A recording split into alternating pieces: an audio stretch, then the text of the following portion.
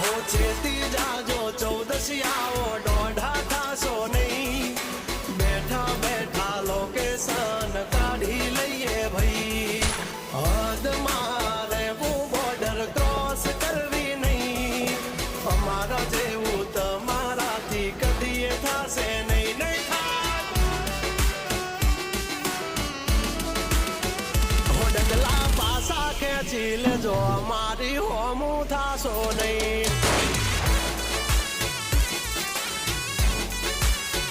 એ થાય તે કરી લેવાની છૂટ ખોટી પાઇપો દેવી નહીં